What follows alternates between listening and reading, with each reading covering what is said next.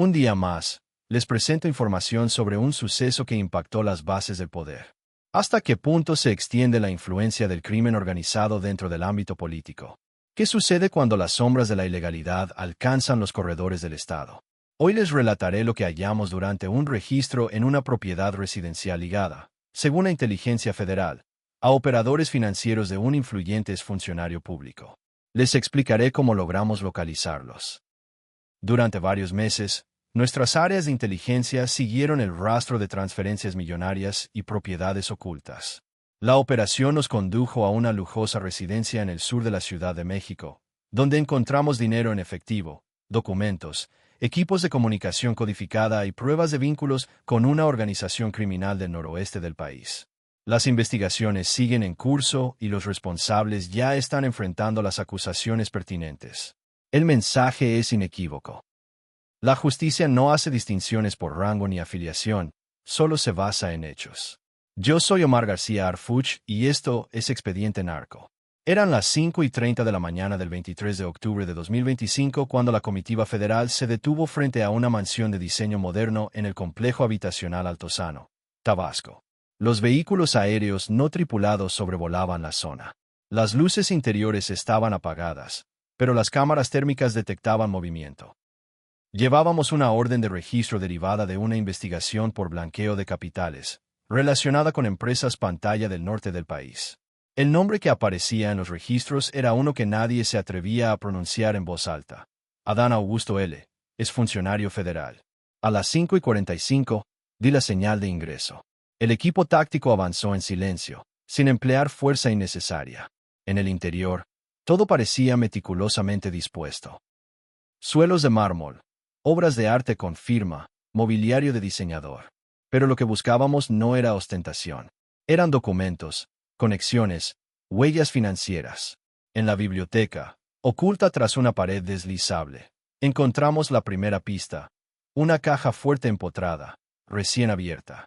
Dentro, varios sobres con sellos de instituciones bancarias internacionales y un cuaderno de notas con claves alfanuméricas. Las páginas estaban repletas de nombres abreviados y fechas clave, como CUL+23CX21. Los peritos confirmaron que coincidían con los códigos de envío utilizados en operaciones de inteligencia para identificar vías de trasiego y puntos de control del cártel de Sinaloa. A las 6:10, los agentes especializados en informática localizaron una computadora con acceso remoto a un servidor en Guadalajara, el mismo que había sido rastreado semanas antes en la Operación Frontera Azul, una de las redes de lavado más complejas del país. En los mensajes de correo electrónico aparecían los nombres de 3 empresarios sinaloenses sancionados por el Departamento del Tesoro de Estados Unidos, y entre ellos, una carpeta rotulada como AA Proyecto. La carpeta contenía un archivo cifrado con la inscripción Operación Pacífico 22. El descifrado requirió 17 minutos. Al abrirse, el contenido era tan preciso como inquietante. Una tabla de transferencias internacionales desde cuentas de empresas constructoras hacia sociedades en Panamá y Belice, con destino final en una compañía mexicana registrada a nombre de un testaferro político. El monto total superaba los 92 millones de pesos. A las 6:40, uno de los agentes encontró un pasaporte diplomático caducado y un juego de llaves con el grabado SNDLHQ. Los peritos confirmaron que correspondían a una oficina privada en el norte del país, donde se habrían llevado a cabo reuniones con operadores financieros vinculados al tráfico de fentanilo. Las grabaciones de seguridad del fraccionamiento mostraban que 2 semanas antes, un vehículo con matrículas de Sinaloa había entrado de madrugada y permanecido 3 horas frente al domicilio. A las 7 de la mañana, en la cocina, detrás de un panel de acero, se halló una caja fuerte secundaria. Dentro había relojes de colección, 3 teléfonos celulares cifrados y 15 memorias USB. Uno de los dispositivos contenía imágenes de un embarcadero en Mazatlán, encuentros privados en hoteles de Culiacán y mensajes intercambiados con las iniciales JNZRC. Los nombres, según inteligencia, coincidían con operadores del ala financiera del cártel de Sinaloa. A las 7:25, mientras se procesaban las pruebas, llegó la confirmación del análisis de voz de una grabación recuperada del teléfono principal. En el audio se escuchaba claramente a un hombre decir: "Ya está asegurado el corredor.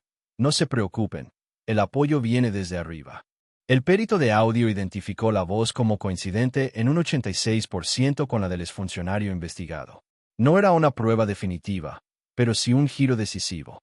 La implicación era que alguien con poder había intervenido para garantizar el paso seguro de cargamentos. A las 8 de la mañana, la atmósfera dentro del inmueble era tensa. Nadie pronunciaba palabra. El lujo había dejado de ser relevante. Lo que importaban eran los indicios. Y esos indicios señalaban algo más profundo que un simple nexo económico.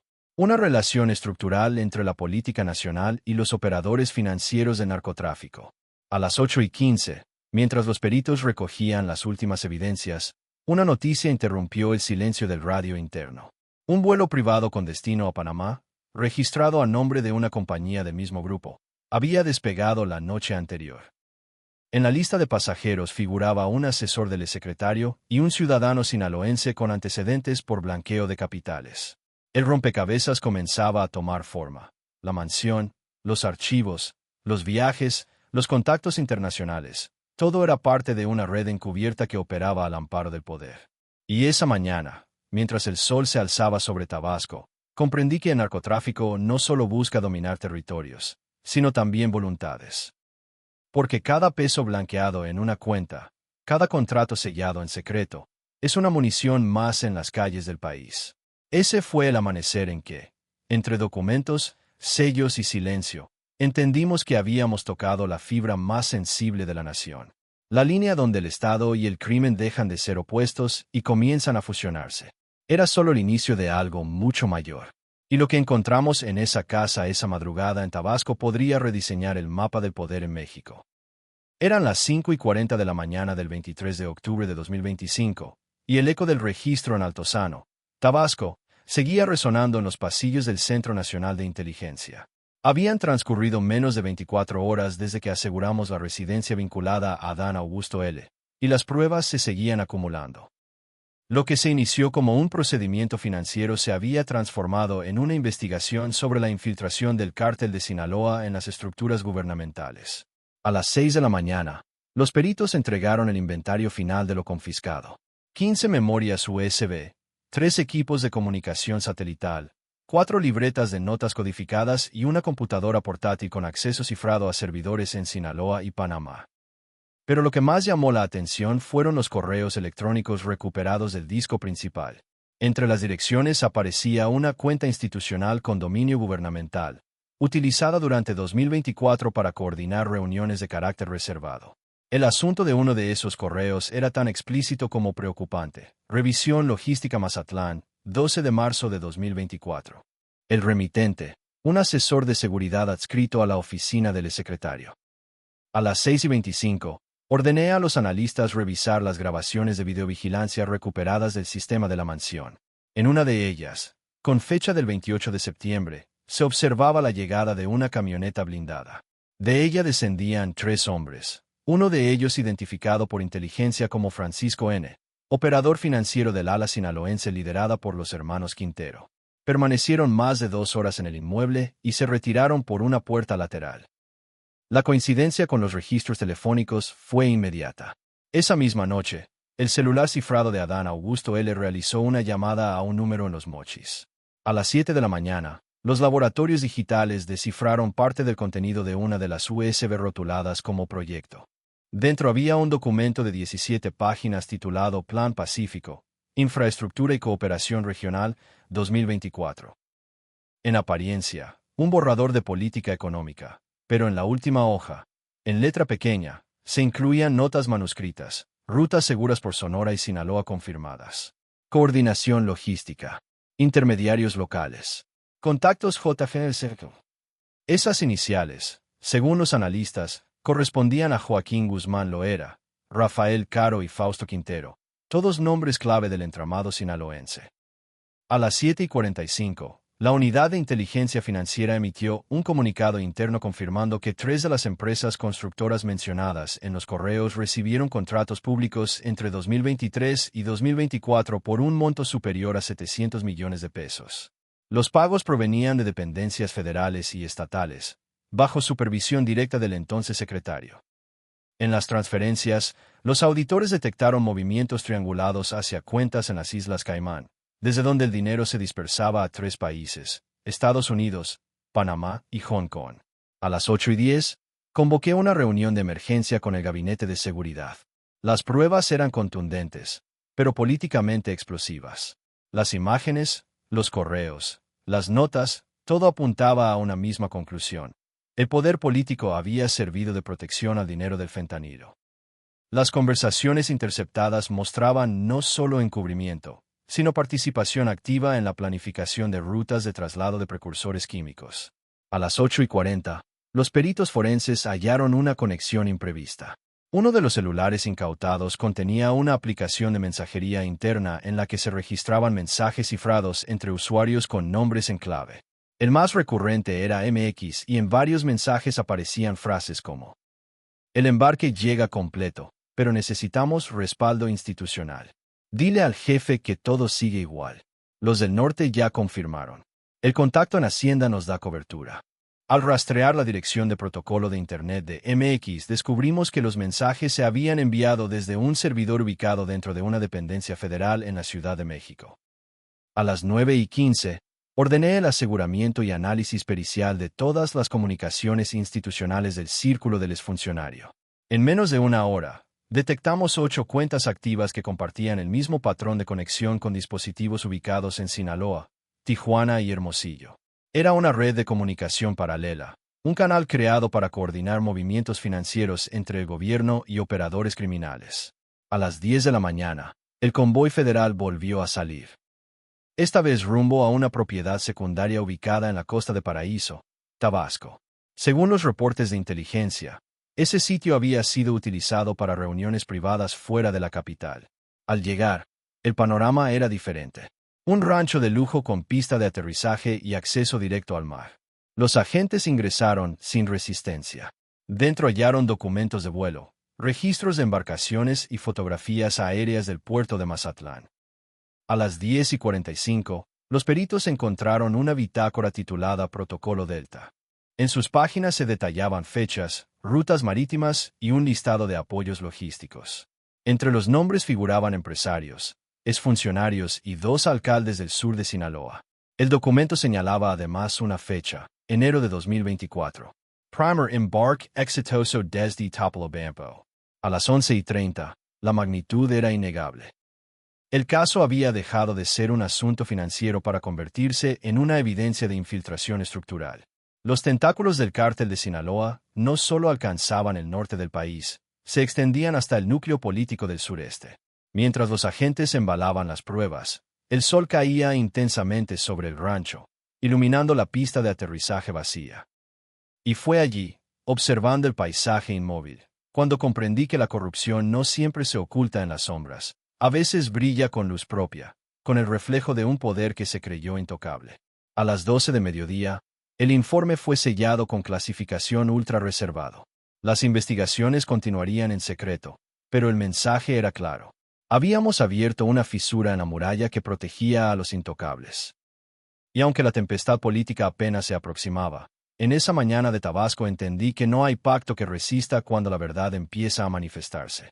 Eran las 5:50 de la mañana del 24 de octubre de 2025, y el amanecer en Tabasco tenía el mismo ambiente denso que antecede a las revelaciones inevitables.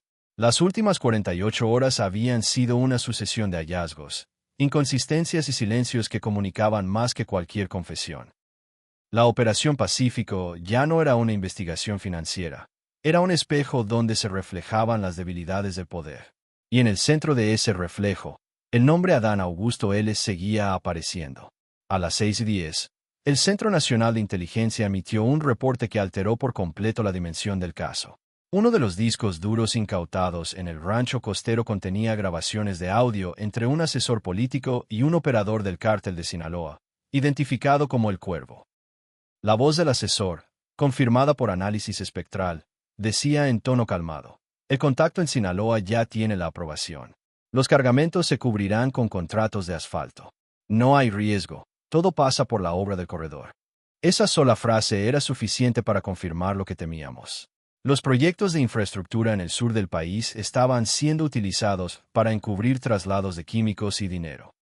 A las 6:45, Los analistas financieros entregaron un informe cifrado con el nombre en clave Operación Delta F, donde se cruzaban transferencias, concursos públicos y contratos con constructoras relacionadas al programa federal Corredor Interoceánico del Istmo. En la base de datos aparecían 3 empresas sinaloenses y detrás de ellas, los mismos socios vinculados a las rutas marítimas del cártel de Sinaloa. La conexión estaba documentada y los contratos habían sido firmados bajo supervisión directa del entonces secretario. A las 7:15, convocamos una sesión de coordinación con la Unidad de Inteligencia Financiera y la Fiscalía Anticorrupción. Las pruebas eran suficientes para abrir una línea de investigación por blanqueo de capitales, tráfico de influencias y asociación delictiva. Pero la prioridad era asegurar el proceso. Cualquier filtración podía desatar un caos político. Mientras los técnicos analizaban las grabaciones, una de las transcripciones captó la atención de todos. No te preocupes, ya hablaron con los del norte. El compromiso está hecho, el puerto queda libre y el jefe lo sabe. El jefe, según los analistas, era una referencia recurrente al líder de la facción sinaloense que coordinaba los envíos de precursores químicos por Topolobampo y Mazatlán. Las fechas coincidían con los contratos firmados por las empresas fachada. A las 7:40, enviamos equipos a la Ciudad de México para inspeccionar una serie de oficinas vinculadas a esas empresas. En una de ellas, en Santa Fe, los agentes encontraron archivos notariales, talonarios de cheques y estados de cuenta con depósitos directos desde bancos en Hong Kong y Dubái. Las cantidades no dejaban margen de duda. Eran pagos en cuotas semanales por rutas seguras. Cada transferencia tenía un código y una firma digital, y todas llevaban las mismas iniciales. A las 8:30, los fiscales acordaron solicitar una audiencia judicial para formalizar las imputaciones. Sin embargo, antes de que termináramos de preparar la documentación, los informes de inteligencia advirtieron algo más. Una llamada interceptada entre un empresario de Villahermosa y un contacto en Culiacán. En ella, una voz con acento tabasqueño decía: «Diles que ya se movió el expediente, que todo lo que encontraron es un montaje, que hay respaldo político». Era la confirmación de que alguien dentro de las instituciones estaba intentando detener la investigación. A las 9:15, ordené reforzar la cadena de custodia. Las pruebas digitales se trasladaron en caravana hacia la capital bajo resguardo militar. Ningún documento debía escapar del control de la Fiscalía. En el trayecto, una unidad intentó interceptar el transporte sobre la autopista Puebla-Orizaba. Fue neutralizada sin intercambio de disparos. El ataque fue interpretado como un aviso de deténganse o habrá consecuencias. A las 10 de la mañana, el Gabinete de Seguridad se reunió de emergencia.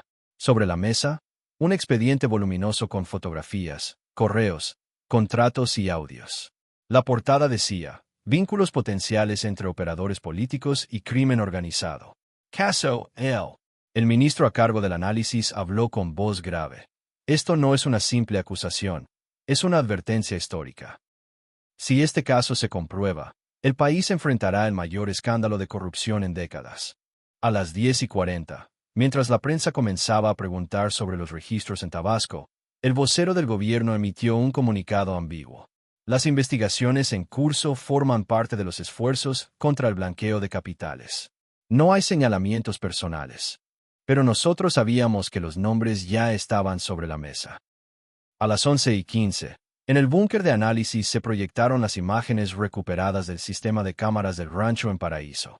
Una grabación mostraba a 2 hombres descargando maletines metálicos de una avioneta. El rostro de uno de ellos fue reconocido de inmediato. Un exfuncionario del área de infraestructura federal, hoy asesor de una consultoría política. El otro, según la base de datos, era el enlace logístico del cártel de Sinaloa en el Pacífico. La imagen fija era clara. Política y crimen juntos en la misma pista de aterrizaje. A las 11:45, el ambiente en la sala se volvió pesado. Los informes, los videos, las cuentas, todo señalaba al mismo punto. El dinero del cártel de Sinaloa no solo compraba rutas, también compraba decisiones. A las 12, redacté el reporte final del día.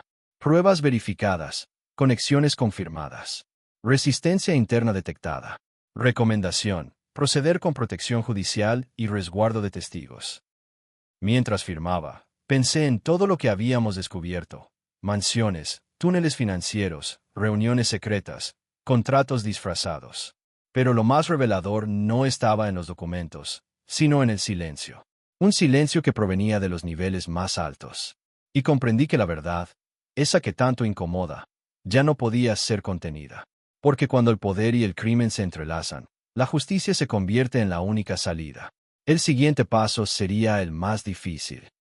Exponerlo todo con nombres, fechas y voces. Y que el país finalmente decida si quiere seguir ignorándolo.